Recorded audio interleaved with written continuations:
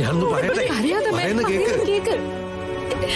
ഗൗതമോളെ ഐസിയൂല, പെട്ടെന്ന് കയറി കാണാൻ പറ്റില്ല. തങ്കം, ഞാൻ പറയുന്നത് കേക്ക്. ഇങ്ങനെ ബഹളം വെക്കല്ലേ. കൊണ്ടുപോകുട്ടി.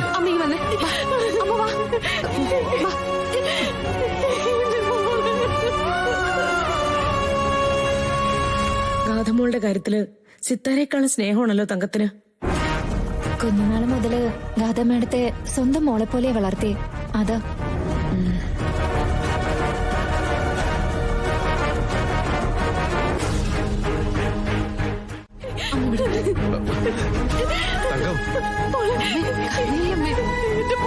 തങ്കം, ഞാനൊന്ന് പറയട്ടെ. കുറച്ചു കഴിഞ്ഞ് ഡോക്ടറോട് ചോദിച്ചിട്ട് നമുക്ക് കയറി കാണാം. കൃഷ്ണേ, നവീനുമായിട്ട് സംസാരിച്ചുകൊണ്ട് നിൽക്കുമ്പോഴോ ആക്സിഡന്റ് ഉണ്ടായത്. എല്ലാവരുടെയും ധാരണ അത് ഗാഥയാണെന്ന. അമ്മ തൽക്കാലം അങ്ങനെ തന്നെ വേണം അമ്മ പെരുമാറാൻ. വേറെ ഒരു മാർഗവും തങ്കം. എന്റെ മോൾക്കിപ്പോ എങ്ങനെയുണ്ട് അത് പറയും. ആദ്യം കുറച്ച് പ്രശ്നങ്ങളൊക്കെ ഉണ്ടായിരുന്നു. ഇപ്പോ ബ്ലഡൊക്കെ കൊടുത്ത് സമാധാനത്തിലാ. ഇനി ഡോക്ടർ പുറത്തേക്ക് വന്നിട്ട് തങ്കത്തിന് കയറി കാണാം. അമ്മ കരയാതമ്മ. തങ്കം, ഞാൻ പറയുന്നത് കേക്ക്. കരയല്ലേ. അല്ല, ഇവരുടെ എങ്ങനെ എത്തി? അത് പിന്നെ തങ്കത്തിനെ അറിയിക്കാതെ പറ്റില്ലല്ലോ. തങ്കത്തിന്റെ മോള് തന്നെയല്ലേ.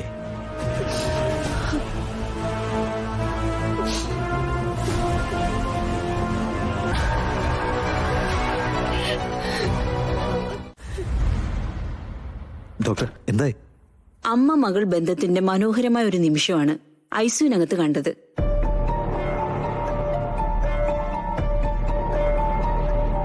ആ സ്ത്രീയുണ്ടല്ലോ, തങ്കം, അവരാ കുട്ടിയെ വിളിച്ചുണർത്തിയത്.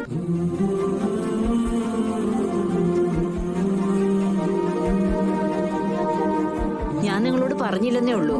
ഇപ്പോഴത്തെ അവസ്ഥയിൽ ഗാഥ അപകടനില തരണം ചെയ്യണമായിരുന്നെങ്കിൽ അത്യാവശ്യം റെസ്പോണ്ട് ചെയ്ത് കണ്ണു തുറക്കണമായിരുന്നു. അത് സാധിക്കാത്തതുകൊണ്ട് അതിന്റെ ഒരു ടെൻഷനിലായിരുന്നു ഞാൻ ഇതുവരെ. ഇനിയിപ്പൊ പേടിക്കേണ്ട കാര്യമൊന്നുമില്ല. She will be all right. നന്ദിയുണ്ട്. ഒരു കാര്യം സത്യമാണ്, വില കൂടിയ മരുന്നുകൾക്കെല്ലാം ഒരുപാട് അപ്പുറത്താണ് വില മതിക്കാനാകാത്ത ചില ബന്ധങ്ങൾ.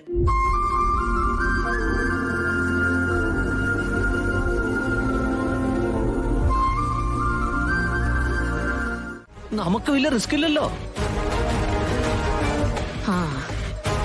അത് കൊള്ളാലോടോ മൂർത്തി. താൻ ആദ്യമേ ആ ഹോസ്പിറ്റൽ ഏതാണെന്ന് അന്വേഷിക്കും. അവിടെ ആരുണ്ടെന്ന് നമുക്ക് പിന്നെയാണല്ലോ കണ്ടുപിടിക്കേണ്ടത്. എന്തായാലും നമുക്ക് സിറ്റിയിലേക്ക് പോകണമല്ലോ.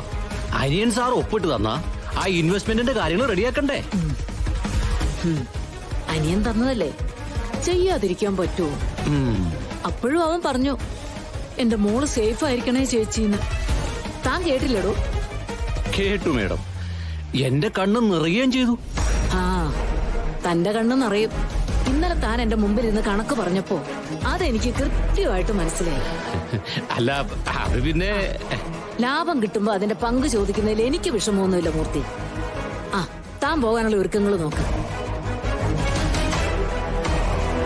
അച്ഛന്റെ നിക്ഷേപങ്ങളും നോക്കണം, മോളുടെ സുഖവിവരങ്ങളും നോക്കണം.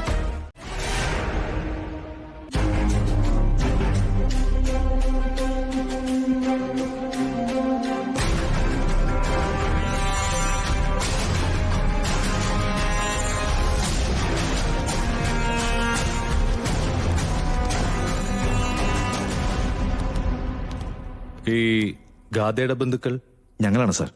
ഞാൻ ഹസ്ബൻഡാ.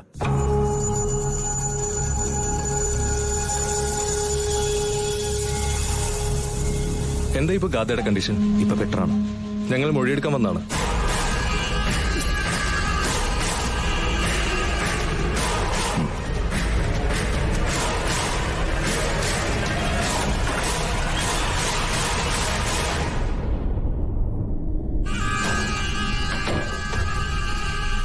Good morning doctor. Good morning doctor, ഞങ്ങൾക്ക് പേഷ്യന്റിന്റെ മൊഴിയെടുക്കണമായിരുന്നു. സാരമില്ല, എന്റെ സാന്നിധ്യത്തിലായതുകൊണ്ട് കുഴപ്പമില്ല. വന്നോളൂ. Thanks doctor.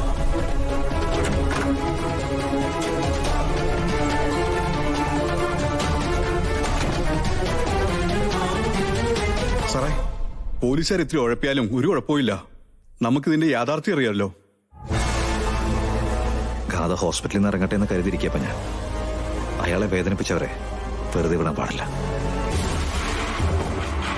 ആക്സിഡന്റിന് ശേഷം പോലീസുകാർ വരുന്നത് ഒരു ചടങ്ങാ അല്ലേ സിത്താരെ?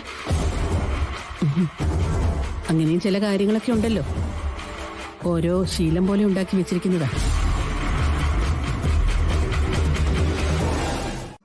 ഓക്കെ.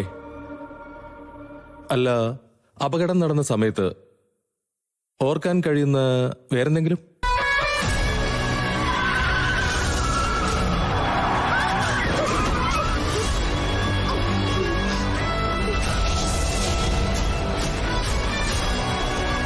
അല്ലെങ്കിൽ ആരെങ്കിലും ഒരാളോ മറ്റോ സംശയിക്കപ്പെടുന്ന രീതിയിലോ മറ്റോ?